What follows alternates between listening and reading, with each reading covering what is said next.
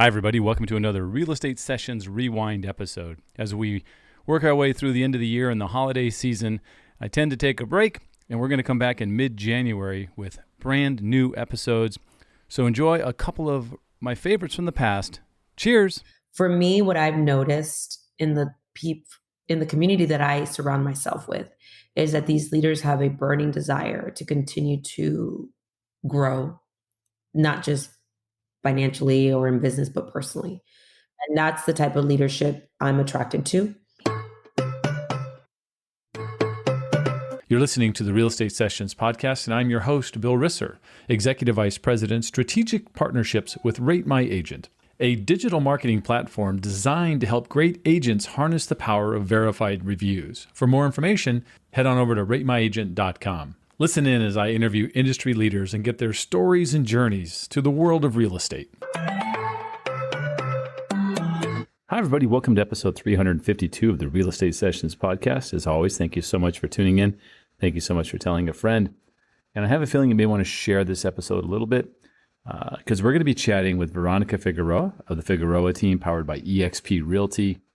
Veronica has done some amazing things in her career, and I think it's that perseverance. It's that don't take no for an answer, find a way around those blockers, all these great things that she's done we're going to chat about and focus in a bit on what's happening today. So let's get this thing started. Veronica, welcome to the podcast. Thank you for having me. Excited to be here.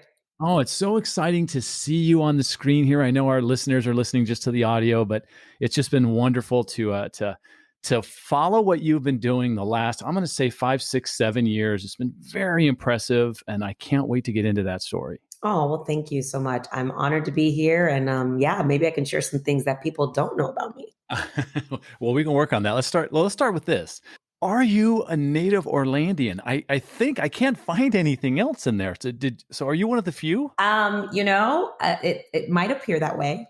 I do feel in my heart of hearts that I am an Orlandian. I didn't even know that was a word, but I made it up. my husband has been here for 49 years. He's 50. So he moved here when he was 1 or 2. Okay. And then I actually moved here when I was 16. My father was in the military. So I was kind of an army brat up until I was 16. And then when he got out of the military, they decided to move here. And then they moved here, and I wasn't supposed to move here, but I came to visit and I said, oh my goodness, this place is like paradise. And I never looked back. So Where were you prior to coming here? Columbus, Georgia. Oh, okay. So There's nothing sexy about Columbus, Georgia. Sorry for anybody who might be listening that is from Columbus, Georgia. It's about 100 miles southwest of Atlanta, right outside of the military base, Fort Benning, but definitely not a place that inspired me. Orlando definitely inspired me. Just the diversity, just the weather. It's beautiful here. And I feel like an Orlandian. That's great. Let's go deeper into Orlando. It's like one of the top 2 or 3 tourist destinations in the world, right? I mean, it's with Disney and all the other stuff that's come with that. There have got to be some pluses and minuses, growing up, from being in high school and finishing school here in Orlando. What are some of those? You gave me a couple. One is, the diversity, the weather's, for the most part, we'll forget the humidity because people get hung up on that. But they forget the winters are spectacular. Yes. So what for you? What are some of those things? Well, summer can be ungodly hot and it can be uncomfortable, but I'd rather be warm than cold. That is definitely my preference. I think a lot of people think, Disney theme parks, they think that this is just one big tourist destination, but they don't recognize that this is a really great place. Great restaurants, great suburbs, great place to raise your kids, great schools, still affordable. It's in comparison to other parts of the country. We have a really, like I said, big diverse group, not just from northern, usually it was like, oh, New Yorkers would come here, but actually we have a huge Canadian market. We have a huge, obviously after COVID, people from all over the US are moving here, but up and coming, a lot of jobs are coming here. We're really, really close to the beach. about 45 minutes, but not too far from the West Coast as well. So kind of see this world where Tampa and Orlando one day will kind of like meet in the middle and like be Yeah. besties. Um, Yeah. where I'm really passionate about that development of Orlando and Central Florida. But no, Florida's been great. It's great to raise your kids here. Um, I'm Puerto Rican, so what I love is we call this is a little secret. We call Orlando the second capital of Puerto Rico. Ah, So it's like a okay. really easy straight flight, 2.5 hours, so I can fly in, visit my parents, spend a weekend at our other property there, and not feel like I left the country. Technically, I kind of feel like I left the country, but I No, yeah, I could drive to Tampa and Miami in the same amount of time that I flew to Puerto Rico. So, that's awesome. and it's called the second capital of Puerto Rico, which is interesting fun fact. But yeah, I did not know that. Good. I'm going to add that to my list of fun facts from the podcast. Um, as you decide to, you get out of high school, I got to talk about college for you because it's a school I've got to admit I had to look up. I didn't know much about it. I know now that you're a mighty penman. That's I don't so. know. But it's a business school, right? So it's called Southern New Hampshire University, and their focus is, HR, business. It's a lot of these different, real specific skills, I guess you would use to move on in the business world. Is that why you chose it? What was the rationale there? Well, the truth is, I had very little options. And I think I mentioned to you before, I was a military brat, and Hmm. my father um, was stationed in the military up until I was 16. But then my parents did decide to move to Puerto Rico um, early in 1997. And by then, I was a single mother and I was a little lonely. I was a little Hmm. lonely. And I looked up and said, what am I going to do with my life? I want to go to school. I always knew I still had all these dreams, even though I was a single mother. And I actually started my college journey at Barry University in Orlando. But because of just life situations, being a single mother, not knowing what my future was going to look like, I kind of had to go and solicit the help of my parents. And they were already living in Puerto Rico at the time. And my dad lived right outside of a military base. And he says, why don't you come over here? We'll help you with the babies. And you can go to college here. I was like, I'm not going to college in Puerto Rico. I was like, I don't speak, I mean, I'm Puerto Rican and I speak the language, but I have never been in the education system inside of Puerto Rico. Right. I was like, I would be too nervous that the curriculum would be too difficult for me to be in a Hispanic or Spanish language curriculum. He's like, no, they have classes in English. I'm like, yeah, but not all the classes would be in English. So that already was something that I was like, a challenge. I said, well, maybe I can find an online school. Online schools at the time were just getting started. They were just starting with their accreditation. But the military base next to where my parents lived, which was it was Roosevelt Road. It was a Navy base. My father said maybe there's a way you can go onto the military base. I believe they have four universities there. There was Texas University, Southern New Hampshire University, and I forgot there was two other ones. And they were there for the soldiers, or the military personnel and soldiers Wow. to continue their education while they were on duty, off to their duty station. So my dad, I hope the government isn't listening, kind of got me a pass on base. And he was like, look, she's a little over the age and technically not my dependent because I was technically emancipated because I had children. But my dad was like, I'm gonna help my daughter any way that I can. And I remember I went Yeah. to the dean and I said, look, I want to go to school. I have a desire to continue my education. I'd like to bring my transcripts over from Barry. At the time, I was going to school for human resources. That's what I wanted. Business and human Hmm. resources was my passion. What a lot of people don't know actually is that I also took the route of computer science. I was going to go into computer programming.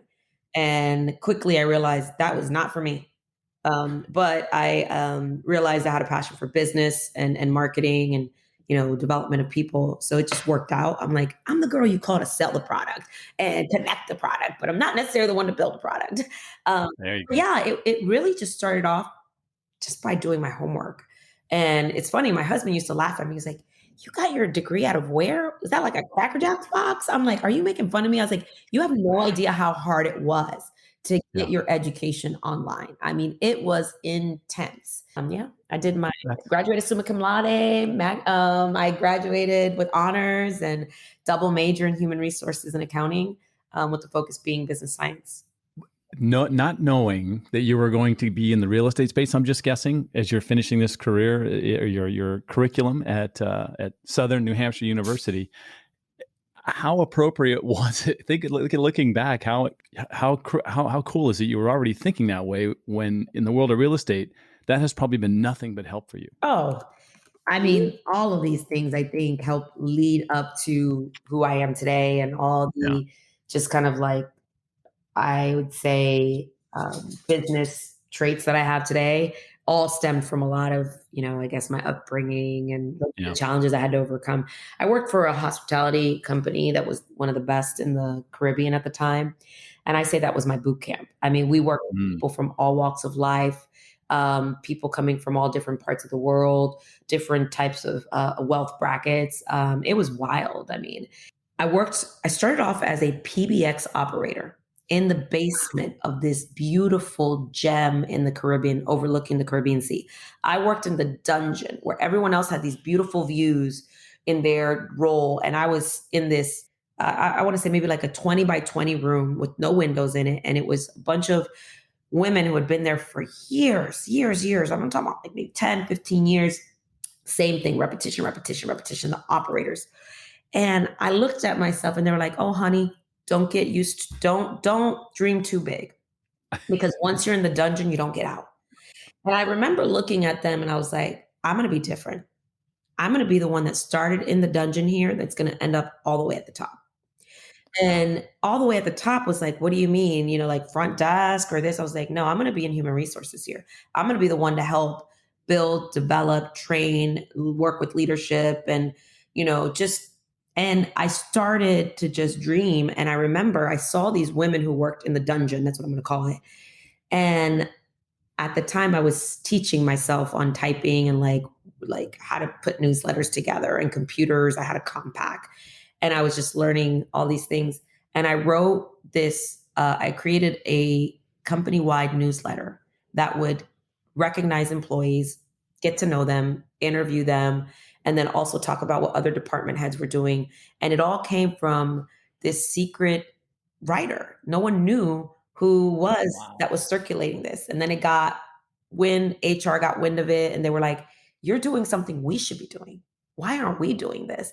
And I just said, because you have employees that are putting in the work day in and day out, night shift, graveyard, years, and no one knows who they are. But they're the voice between the guest experience from day one. When they're calling in, we'd have people say, "Hey, we're coming in, we're going to spend a week there. And what currency do you use?" I'm like, "Oh my God, did you not go to geography?" Where like, but I recognize that people didn't know, but they got questions, they'd get yelled at, they just all these things. I was like, I want to tell their story. And then what other employees or departments are not appreciated or under recognized. So I started telling the story. Well, that automatically like just turned into the success story, ended up getting me in front of the HR director, the general manager, the leadership team, moved my way up, finished everything I said I wanted to do. I accomplished, ended up leaving as one of the HR generalists there, and then moving back to the US the day after I graduated from college. Wow. Love it. I love that. Like many guests, I have to ask this question. It's like, how does real estate enter the picture? Real estate entered the picture when I moved back to Florida. I had this thriving career at this company that I, worked my way up. And I was like, well, I'm just going to do the same over here, find a job in HR. It was a different vibe. It was a different feeling. Mhm. It took some time. I got my teeth kicked in, rejected a number of times. They say, you don't have enough experience. You don't have enough experience. You have to start from the bottom. And I was like, okay. So my buddy says to me, "Hey, you're not working. So while you're searching for a job, why don't you get your real estate license with me? There's, timeshare was popping and people were thinking like timeshare was a quick get rich thing and you could, Right. be good at it. And I was like, dude, I want to pursue my HR career. That's what I want to do. That's what I love. I loved everything about it. And they're like, no, you could still do it, but just, in the meantime, one other thing that you could add to your credentials. And I was like, you know what, you're right. Because there's a lot of timeshare companies too. Maybe I could learn what they look for in agents that they bring on the line, but they also have the hospitality aspect of it. I'll do that.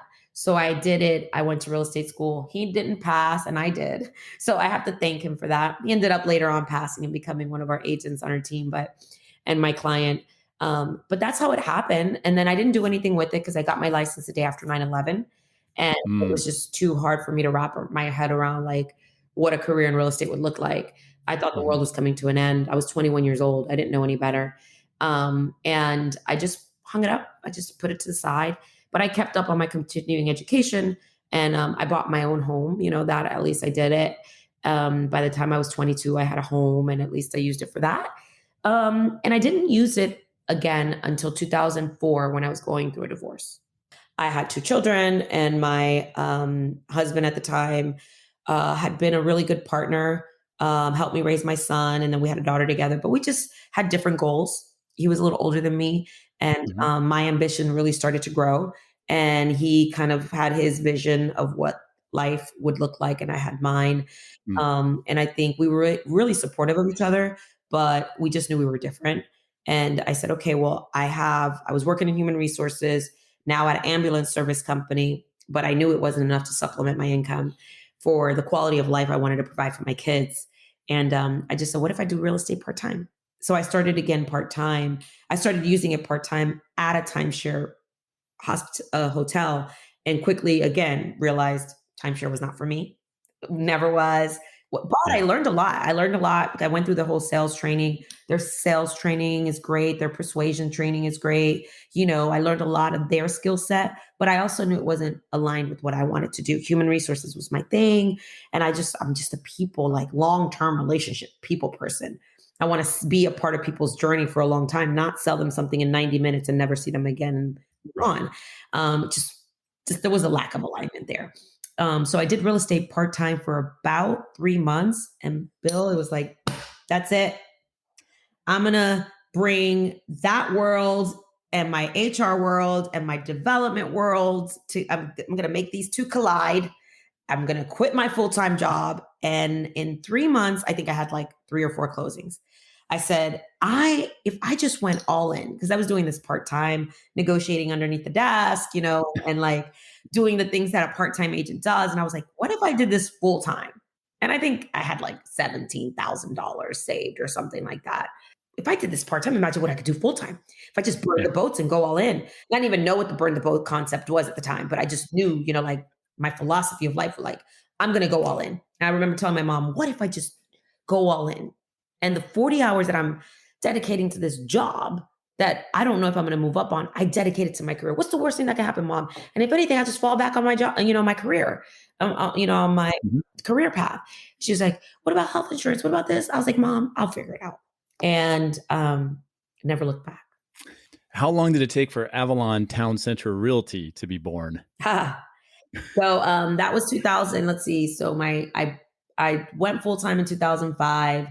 Avalon Town Center Realty was born in 2009. I'll never forget when I did the DBPR registration. Probably around this, if I looked it up, it would probably say December 9th of 2009. Because I remember where I was sitting, everything I was going through in life. And what's funny, Bill, is I said to my husband, I was already a good agent, had a lot of sphere business, was probably closing, I don't know, 40, 50 deals, I don't know, maybe 40 deals a year as a Yeah. solo agent Mhm. at the time. Um, and I was lonely and I was Mm, bored and I was working out of my living room and I was doing REOs at the time. I started doing, so probably was going to cross the 100 mark. And I knew I wanted to share this opportunity in this business with people, but I didn't have any friends. My friend was my kids, my clients, and my husband, because mm, I was literally in my office, nonstop, head down, just prospecting, doing the things that I need to do. And I Right. would solicit help here and there. And I said, I'm ready to get out of my home office. And I went and I said, I'm ready to get in the community. So I went and I was like, I need a place that I can separate myself from my day to day.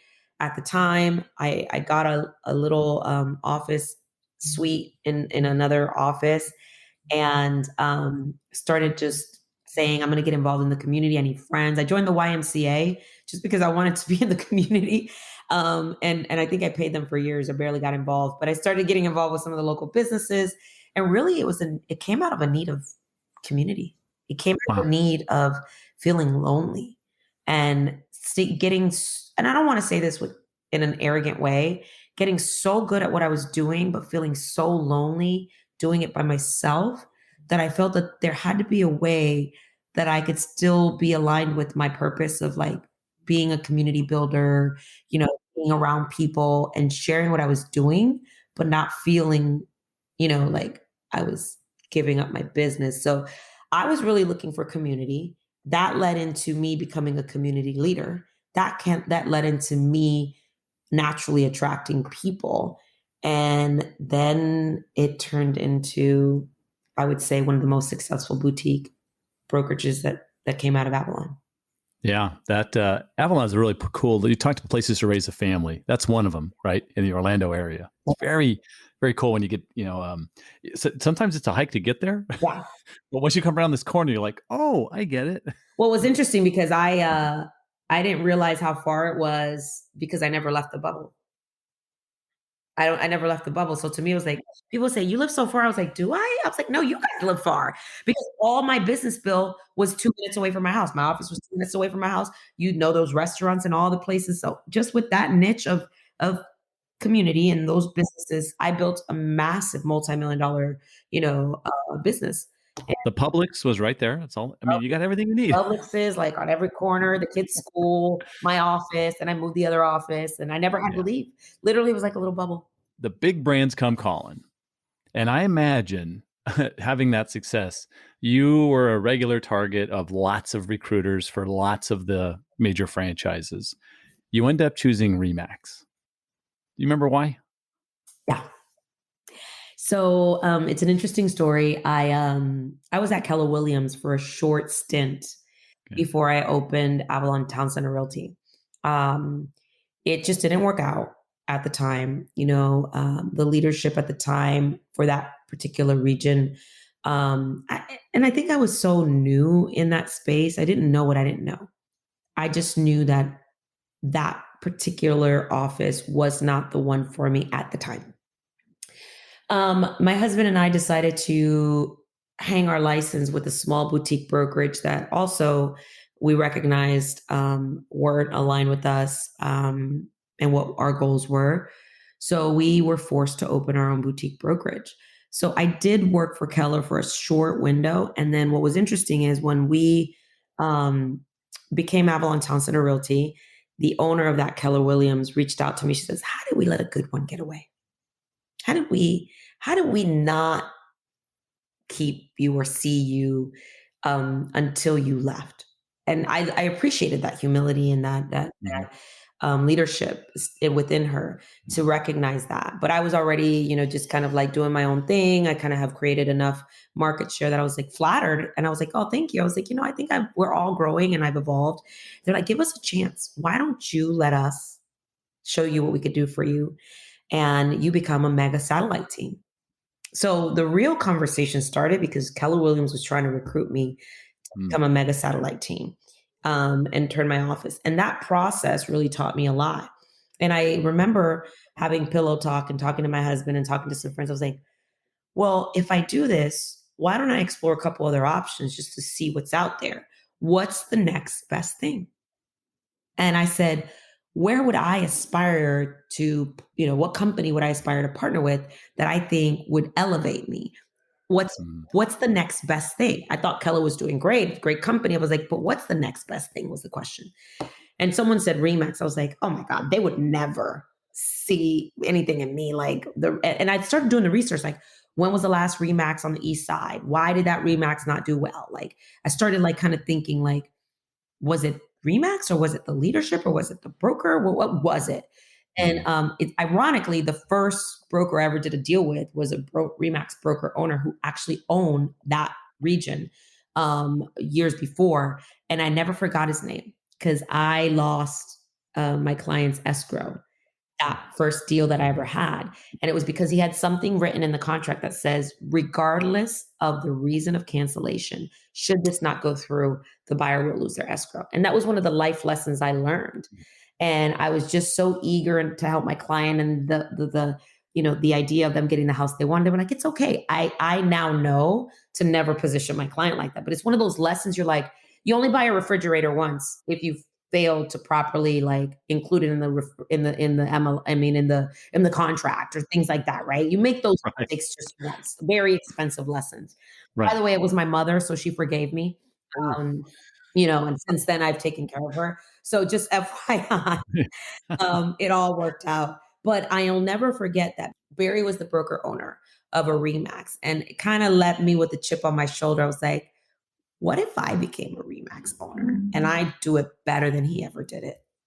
Um, and it wasn't anything against Keller. I also just needed to see what else was out there. So it was in between Keller and Remax at the time. Why? Because at the time I was a boutique broker owner that only thought I could just have an overflow for agents to take care of the business, Mhm. but I was still in production. So I kind of adopted that concept of like 100% concept, just hang your license here, do what you want, pay me that. And I realized I was recruiting a lower talent pool or people that weren't as committed as I was. So I was like, Right. I realized I was like, maybe that's not what I want to build here. But it was a really community focused group. I Mhm. mean, like boutique brokerage. But I also was attracting people that just weren't aligned with my work ethics, maybe at the time. And I wanted to be pushed. I wanted to be the best. I wanted to associate myself with the best, and I was willing to pay the price. So when I looked at Remax, I was like, whoa, that's like the elite of the elite. I would have to change my whole mindset. How am I going to recruit to this model? But also, it would elevate me. It would elevate the kind of agents that I want. Like, I started reimagining what being in business with like higher level agents would look like. What would that Yeah. do for the brand? And I was like, this has never been seen here. And I said, and if I do this, there were some other boutique brokerages and some other brokers. I was like, I might be able to acquire them and maybe put them out of business, or they don't have to be out of business. They can always join me. So like I was Right. already starting to think. So I went, they courted me. I did the numbers. I figured out a way to buy the franchise and I went all in on Remax and I became that Keller Williams, I would say, one of their biggest competitor. And they were not happy, but we've become friends along the way. I'm so proud. That brokerage is still there. That Remax is still there. I've sold it since then. It's been there a little over a decade, home of top producers. It's Remax Innovation. And yeah, I mean, Remax was a blessing. It was one of the best decisions I made in my career. One of the things you did at Remax is you were one of the first agents in the country, I'm going to say, to get really close with Zillow. Yes. Let's talk about that. Oh, And Brazil days. I'm sure there were some people that were just like going, "Wow, this is amazing! Look at this is going to be," and there were other people that are going, "What are you doing?" Let's just say I got more hate mail than what I did applause. Okay. My Zillow days, which I'm still a Zillow partner, I still Mhm. am I'm an alumni. Actually, I have my alumni Zillow advisory agent advisory board alumni sweater on my lap. You can't see it for those who obviously are Yeah, listening, but Bill, I'm showing you, right? that's very cool. Yep. Spent 7 years serving on their advisory board. You never know what the outcome's going to be. But I think I had the opportunity to meet some really special people who did a really good job of just sharing what their vision was. And I said, look, if this is halfway true, let me try it and I can always cancel. I did Zillow actually for a little bit and I fired them. And then I was like, like, oh, this doesn't make sense to me. But it was during the time that no one was used to paying for leads. Boomtown was coming out in the market, Vulcan 7 Mhm. was coming out in the market. Like we were just such belly to belly community people. We didn't know the idea of having someone call you because they found you on the internet. And if we did have something on the internet, we had this really expensive, website. And I think the only lead generator that I had with the internet was point two agent at the time. You Okay. might remember that, right? Yeah, sure. Point two Yep. agent. That's how much I'm going back. That's Yeah. taking you back.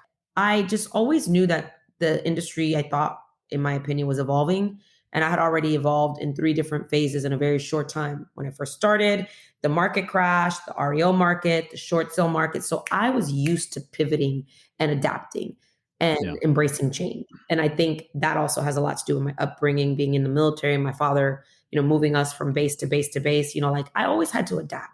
I had to always be flexible and try new things. So when I started learning a little bit more about the online lead gen space, and I saw that Zillow was, really, coming aggressive onto the space, and I met one of their top reps, Sarah Nasapori, and I told her my story with Zillow. She says, "Listen, if you follow my lead, I'm going to connect you to some really, really successful people who you remind me a lot of.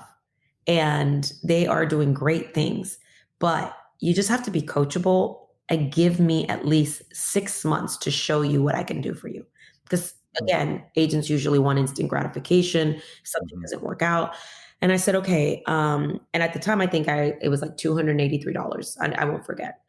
And she says, "You'll call me later and you'll thank me." A month later, I think we had like a month or two later, we had like 10 under contract.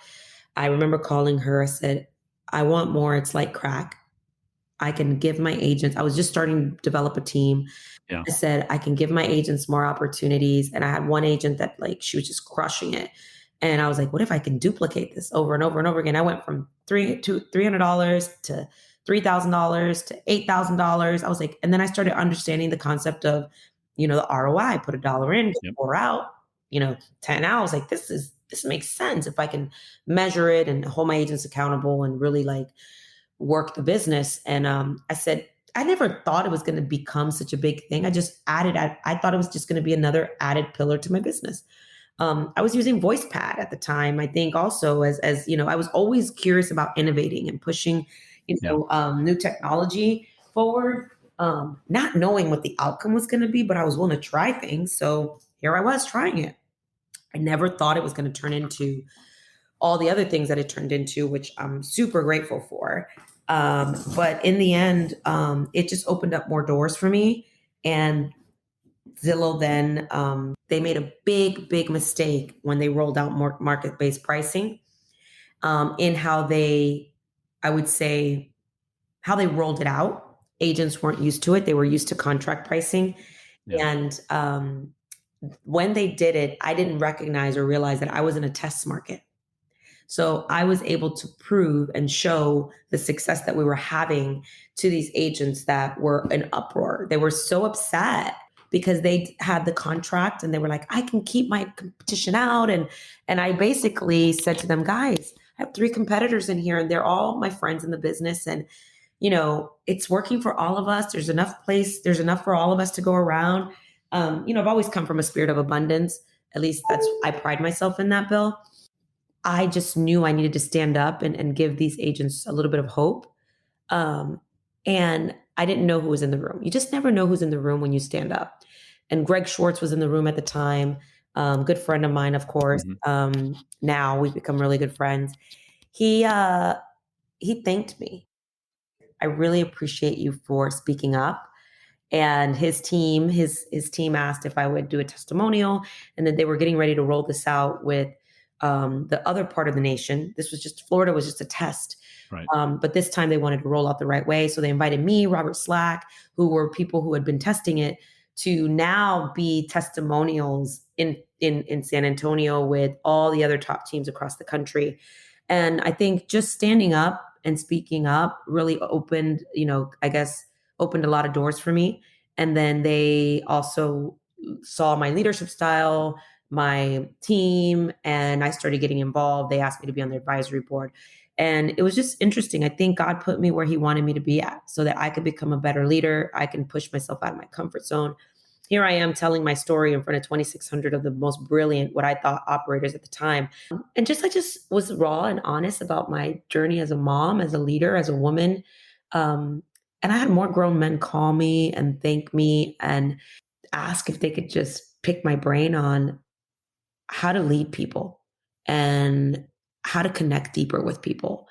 And I think that that was the first time I realized that being vulnerable and being honest and showing up authentic is powerful. So on that opportunity that I had with Zillow, from there, just other opportunities started coming out. And it Mhm. wasn't the speaking engagement. It's like I think it's how I was showing up as a leader, and I wasn't afraid to share my journey of like, well, we're trying this. Well, we got our ass kicked today, or oh, we're doing this. So then when instant offers came out as a test, we had already been testing some things in Miami. We had already been testing some things in Orlando. So it wasn't like, oh, she got lucky. I was investing in some things Yeah. with my own dime and willing to do it because I said, let me test expansion. Let me test this. Let me test my brand with my profile. At the time, I had like 200 to 300 reviews. They were saying, what if your profile would do well in certain markets? So I was like, let's test it. Let's test it. And I think they realized this girl is willing to try new things. She's not afraid to Mhm. challenge the status quo. And I got the call that they were going to test instant offers. Um, I did not know what I was getting myself into.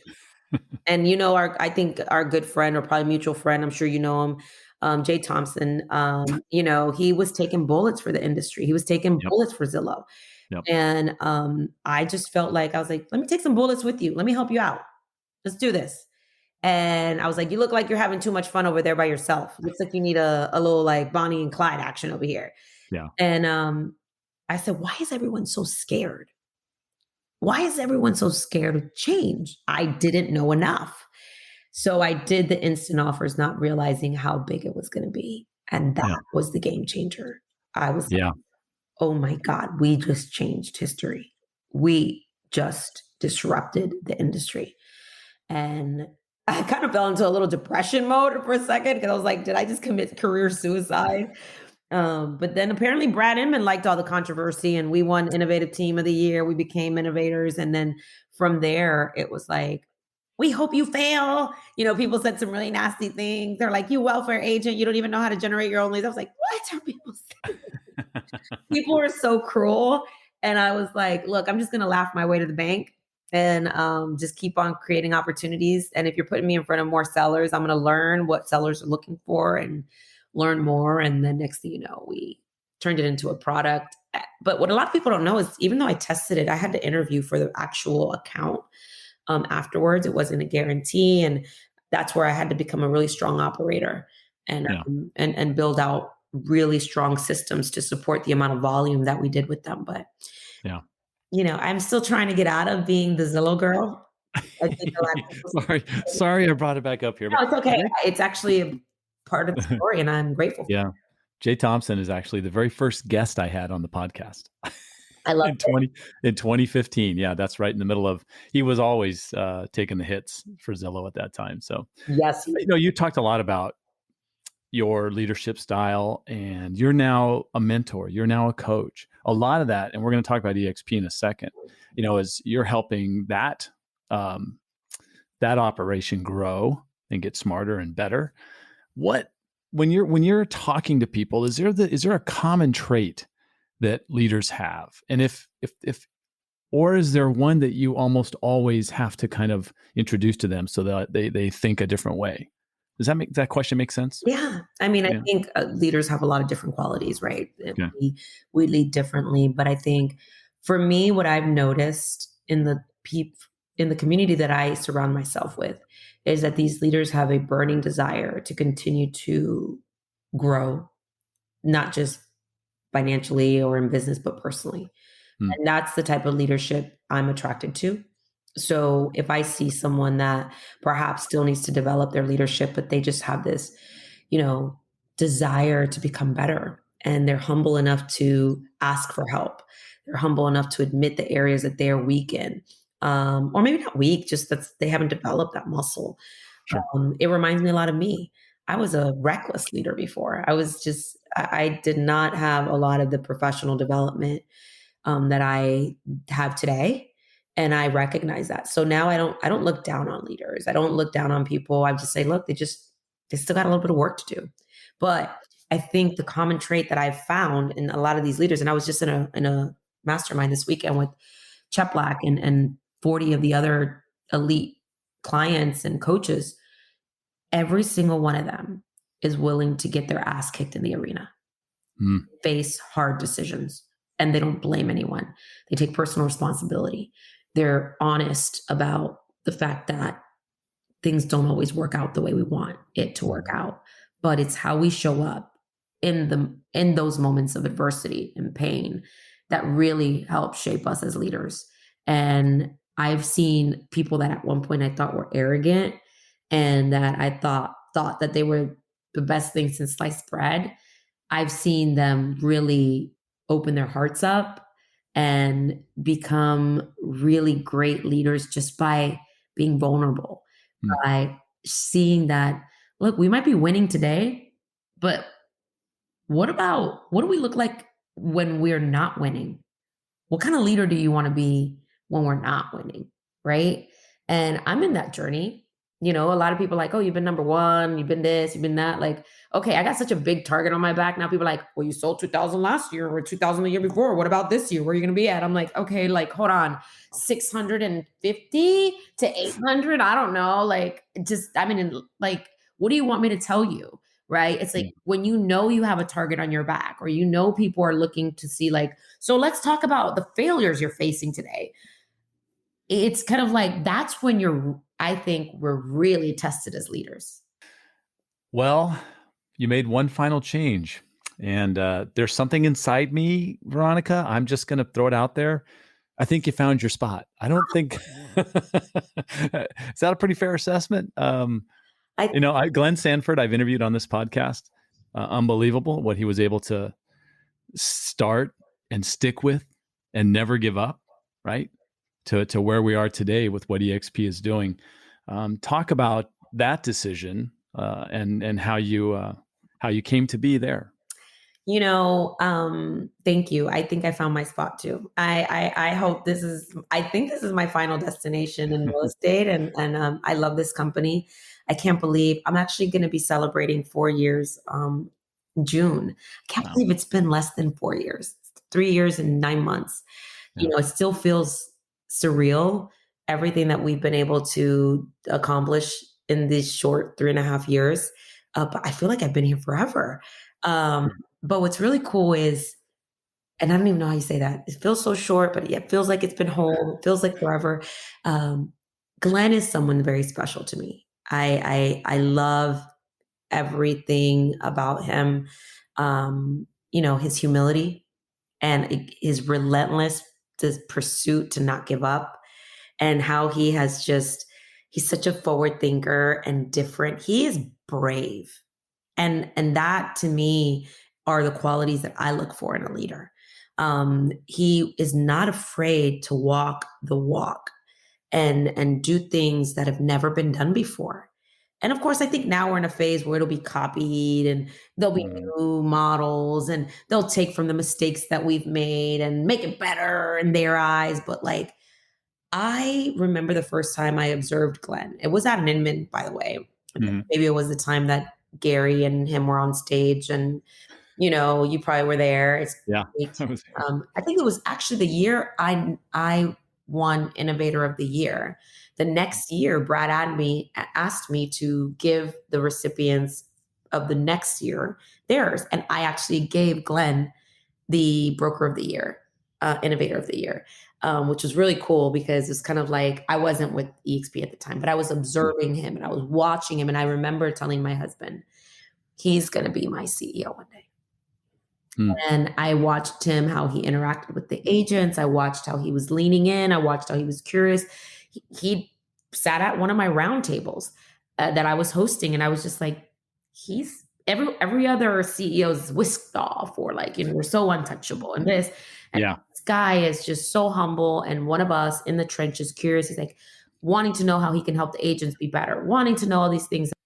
And I think I had already been a little disenfranchised. I kind of already knew I was looking for a change, and I didn't want to be the broker anymore. I had opened up a lot of doors had opened up for me. I was doing a lot with, of course, Zillow Advisory Board, traveling all over the country, and going back to full circle to Avalon Park. I kind of also remember when I first started, I told you I got a little bored in my house. Well, I got a little bored in Avalon Park. And I don't mean that in a way where it's like, oh my gosh, she's ungrateful. No, it got to a point where I was like, is this it? I feel like I have so much more to do and give to the industry. And I don't know if I can do it in my current model. I can't open a Remax in every state. I had people that wanted me to coach them. They wanted to be a partner with me. And at the time, I really wasn't in the coaching space. I wasn't sure what that was going to look like. It wasn't authentic to me at the time.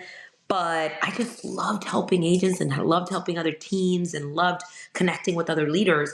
So just kind of had an opportunity to have a couple conversations where I was like, what would this look like if, just if I came here? And what if I've built enough business credibility and industry credibility that I could help somebody, even if they weren't in my market? And what if when an agent leaves my team, they don't have to go and think that they have to leave another brokerage Yeah. or start their own brokerage because I have a tool for them to be celebrated in every step of the way of their journey. And I could still be in business with them or be their mentor or be in Yeah. proximity with them, even if the financial alignment looks different, but I genuinely just want to be in business with them. And what if all these other, I was like, check, check, check, check, check. So it just made sense for me. And I said, I'm going to try it. And what's the worst that can happen? And we knew that year we were going to sell a lot of homes. I said, and that's a lot of liability. I knew I was going to sell about 600 homes that year. We were on a mission, and I was like, oh, on the broker side, that also meant a lot of liability, a lot of different things. Not to say I still don't have liability, but I was like, what if someone could have my back? So I just, started reimagining what that would look like. And my husband basically said to me, we were on vacation. Our daughter was getting married. A couple weeks later, Zilla was having an event. My husband says, look, I need to make a decision because this is taking up way too much brain space and head space. And just Right. like you're talking too much about what are all these possibilities is. I said, I just don't know how to do it. I don't know how to sell my franchise. I don't know how to do any of this. He says, if anybody can figure it out, it's you. He says, so just figure it out. He says, figure it out. And when you're ready to figure it out, then you talk to me about it. And I just got to work. I started thinking, and the answer was right in front of me. One of my top agents was wanting to become a broker, and I had to humble myself and trust that I could open doors for her, and she was going to open doors for me. Hmm. And today, she's the proud owner of the franchise that I sold to her. She's thriving, and I actually talked to her. We mentor each other, and she's a good friend of mine. And she was my saving grace. And I think I was, because I just wanted my freedom to walk away. And I took my 17 agents and she kept a good portion of the agents that were in the office. And, today she has her team. And today I have my, business at eXp that wouldn't have been possible Yeah. without actually her and another agent on my team who genuinely knew my heart. They said, Vero, we want you to do well. And we think you've built something special here that we'd love to carry the torch if you would allow us to carry the torch of Remax because it's what we want for our dream to dominate in this neighborhood the way you did. And we know that you were meant to have a larger footprint. Go do what you were meant to do. And it worked out. And here I am 3 years later. We became the number one team for the company 2 years in a row. We have over 2,300 partners all over the country. I helped open Dubai, Dominican Republic, Colombia, Puerto Rico. I have friends and partners who have been a part of that. We're growing all over. And I've been able to do some really cool things thanks to this wonderful model that, it's about people, right? It's about people, surrounding yourself with people who inspire you to do things that you never imagined you could. And, that's what Glenn did for me and a lot of the people that I get to call friends and mentors. And I just want to pay it forward, whether people are with our company or not. I want to give them permission to just be brave, be bold, go do what makes you feel good and don't hold back just because it's what other people expect you to do.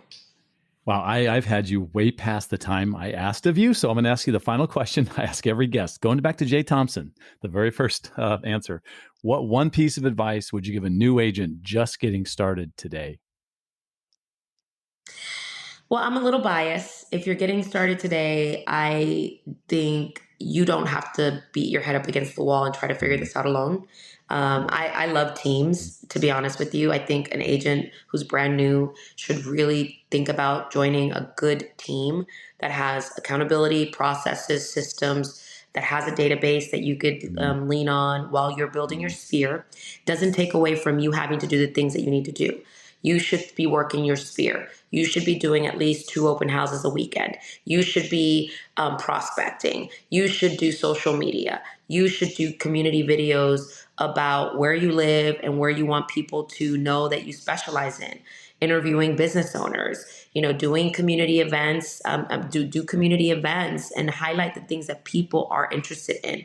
Nobody cares about real estate unless they're buying real estate.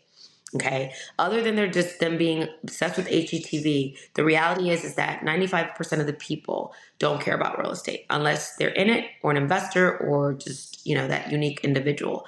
What they want is to connect with a local expert that they can trust. So when they do think about real estate, they think of you. So you should be creating a little, presence of the community mayor. Become the community mayor, whether it's you're the guy or the gal that everybody calls on what's going on in the community. You started a Facebook group. You are always bringing community together, not because you want them to buy or sell a home with you. It's because you are the community expert. How can you do that? Well, you could do that while you are on a team, and if you need now business, unlock that opportunities such as online lead gen, and don't go out there and spend all this money on online lead gen if you don't have the Right. process in place to support that online lead gen. Because what we know is there's different funnels. There's top of funnel, there's middle, there's bottom of the funnel. And I think a lot of times these agents, they think that it's so easy to duplicate. What you should be doing is leveraging what has already been built by top teams and leaders, that they need help too. They are okay with having you on their team for about a year to 2 years while you build up your business, and you're working on that silo of your business which you control. They can help you with Yeah. what they've already built. That I'm a little biased on teams, but if you took anything from what I said, even if you're not on a team, you must work your sphere of influence. You must do video. You must do social media with intention. I mean, some of my favorite people that I would say follow, I mean, Ken Pozak. I mean, he's a Yeah. perfect example of, content becoming a community leader, right? And he's in my market, and I give Right. credit where credit's due. Levi Stasek. I mean, he's amazing out in Dallas. Brand new agent, less than 3 years in the business. He knew he had a background. He didn't have a background in real estate, but he had a background in insurance. But what did he do? He partnered with someone that had an agency background in marketing. And what did they do? They just started doing content on Yeah. living in Dallas. Why not to move to Dallas? Best places to eat at Dallas. Date nights in Dallas. Guess what? He generates hundreds of leads a week just from his channel because people love the content that he puts out. It's relatable. So I just encourage agents to understand you have to work your sphere. You still have to prospecting that works for you, that's authentic and aligned to you. Um, you know, Open houses, still important, with intention. With intention. Everything Sure. has to be with intention. But hands down for me, if you are a brand new agent, when you're interviewing brokers, I would ask, are there any teams in your brokerage that are looking for new talent that I can leverage and they can leverage me? And together we can maybe have a relationship for a year or 2 years while we're all contributing and it's a partnership. That is a game changer. And I do it every single day with agents and they thank me Awesome. all the time. So hands down for me, that's what I would do. Veronica, if somebody wants to reach out to you, what's the best way for them to do that? You can reach out to me. Oh my goodness, hold on one second. Let me give you my handy dandy phone number that you could reach out to me at, to make sure you are in the know on anything that we're doing, on any events, training, and also if you want to hit me up, 407-519-3995. You can send me a text there and I will respond to you, or you can hit me up on IG, Veronica Figueroa Inspires, or on Facebook. Awesome. Veronica, this has been amazing. Thank you so much for your time today, and continued success. It'll be really fun watching where you keep moving. Oh, thank you. I appreciate you so much. You're the best, and I'm a huge fan of yours. Thank you for listening to the Real Estate Sessions. Please head over to ratethispodcast.com/RE sessions to leave a review or a rating, and subscribe to the Real Estate Sessions podcast at your favorite podcast listening app.